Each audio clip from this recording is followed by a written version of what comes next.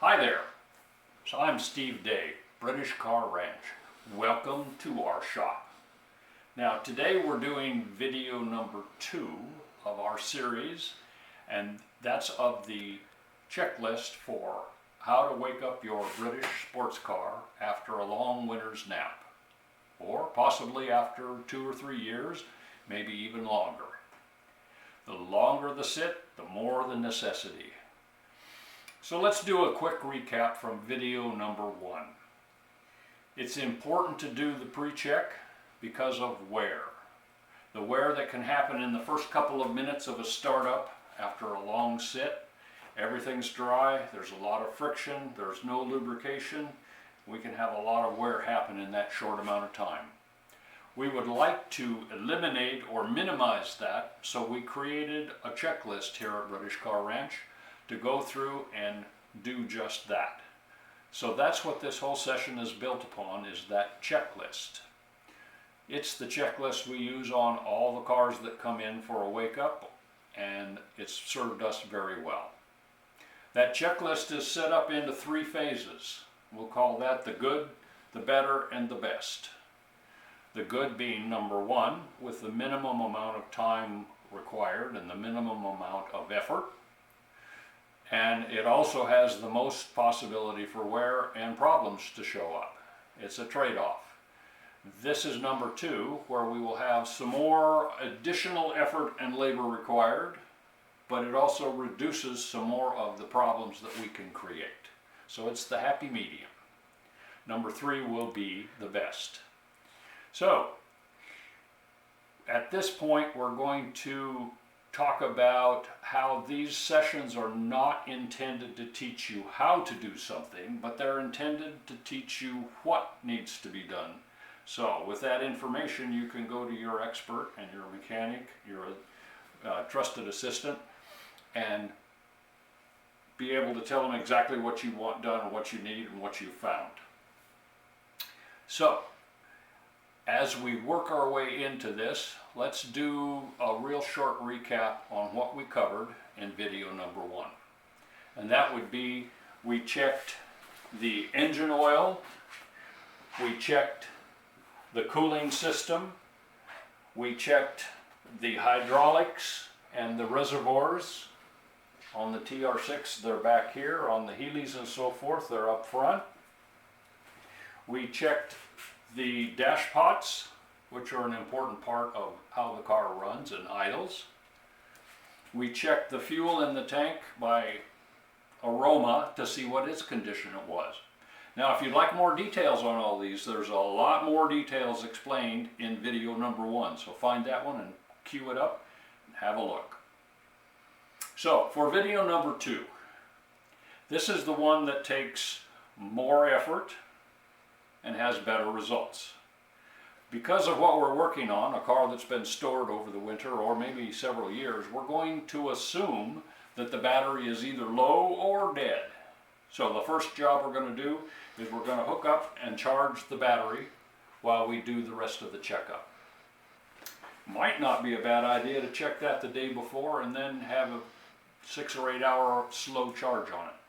A slow charge is definitely what the battery likes the best.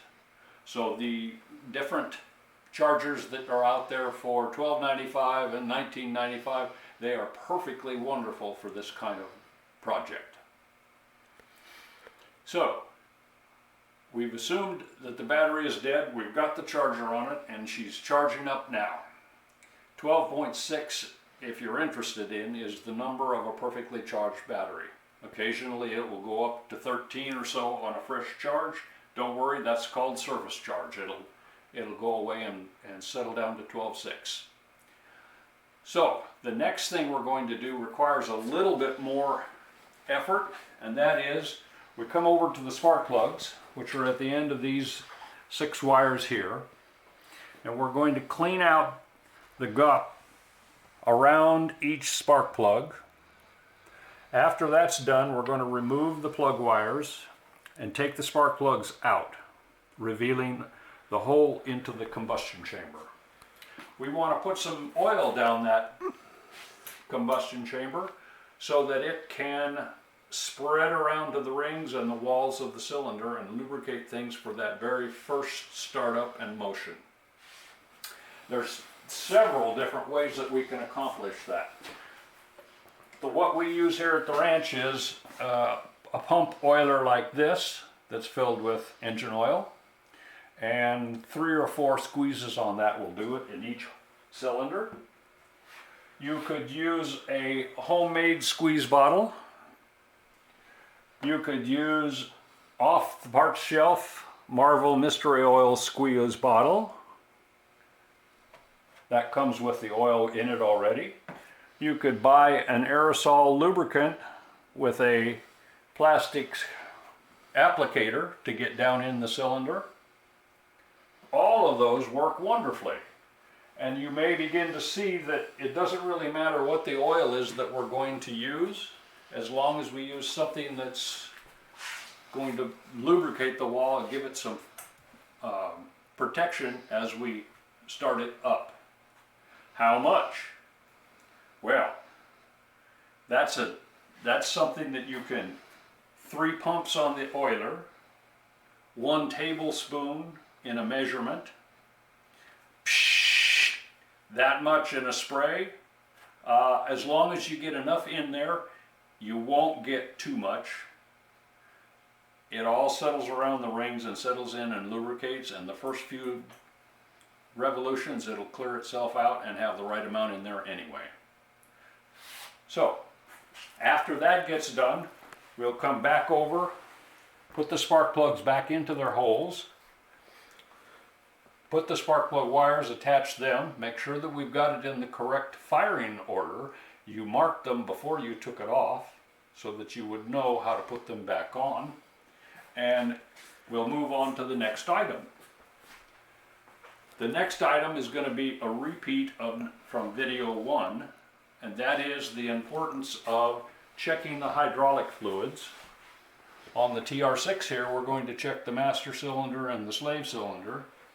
On the Healey's and other Triumphs, there'll be a bottle up in front that we'll check, and we want to see what the color of that fluid is. What we have found here at the ranch is that the hydraulic system is the leading problem causer of all things in British cars. And it's all because the fluid stayed in there too long, turned corrosive, ate up the cylinders and the rubbers, and caused leaks and failures on the hydraulic system. Not something we want to have. So I'm repeating, let's check that fluid color again. Then we'll move in and sit in the driver's seat and check the brake pedal feel. Then we're going to check the clutch pedal feel. That's a repeat too. Then we're going to put our foot on the brake and push on it hard and count to 10. So we're at a stoplight on a hill and we're pushing on the brake pedal. And count to 10, release it, get out of the car, and we're going to look for leaks. That constant pressure will force fluid out of a leak that's not readily visible. How do we do it? What we're going to do is nothing more than bend down and look under the car at the inside of the 4 wheels. So I have a wheel here. Let's say this is on the car, and this is the inside underside of the car. We're looking at the back bottom side of the tire. Just happens to be this area right here. And if we see wetness like this shows, we've got a leak that's happened. Because we know we haven't been driving in the rain, have we? So it has to be a leak. That's what we're looking for, is a sudden failure of the brake system. And it will show up in that way. So the next item, we're going to have the mechanic bleed the brake system, because it's been at least a year since that's been done, and it should be once a year project. The way we do that is approach each wheel and do a pump up, hold, the assistant opens it, bleeds the fluid out, closes it, pump it back up. I want 6 of those cycles on each wheel to purge out the contaminated brake fluid that's sitting in the low spots of the car, which are the wheel cylinders, and get rid of it. That will prevent that corrosion from happening. The next thing we're going to do is check the air in the tires. Oh, one additional note while we're talking bleeding. Your expert mechanic will know that between each wheel he will come up and check the level of the hydraulic fluid, because we don't want it to run so low that it goes empty. So, air pressure in the tires. We're going to check all 4 tires. We're going to check the spare just for a treat. I like to put 32 pounds in the tires that I put on cars. The only exception is the MGB car, which wants 3 pounds higher in the rear than the front. So that would mean if you're 32 in the front, you're 35 in the rear. The way the suspension and steering is set up on an MG, that's how it rides the best, is that differential. So while we're at it, we're looking at the tread pattern to make sure we've got tread left on the tires. And we're also cognizant of how old the tires are. They may look good, but if they're over 10 years old, they need to be replaced. So after we've accomplished all of these items, we come back and the battery is now charged. It's up to 12.6. We're ready to go. We remove the charger. We're into the driver's seat. Pull the choke. We're ready to go. Start it up. We want the car to start up immediately. We want it to start very quickly and not grind on it. Remember, all of the motion is unlubricated at this point, so we want it to start as quick as it can. When it does start, we're going to bring it up to 1800 RPMs. We're going to hold it there and run it. We're going to watch the oil pressure. We're going to listen for any unusual noises. We're going to let it warm up to about 160 degrees, which is where the temperature gauge reaches about 1/3 of its travel. After we've listened and watched and warmed up, we can shut it down. Take a glance underneath the car and see if there's any waterfalls of fluid, front or rear, on anything that's let go in the meantime. All clear? Good. Back in the driver's seat, start it up, go for a nice gentle 5-mile drive, come back into the garage, park it. Let's check it again to see if anything came loose. Any fluids dropping down? All clear? We're ready for driving season.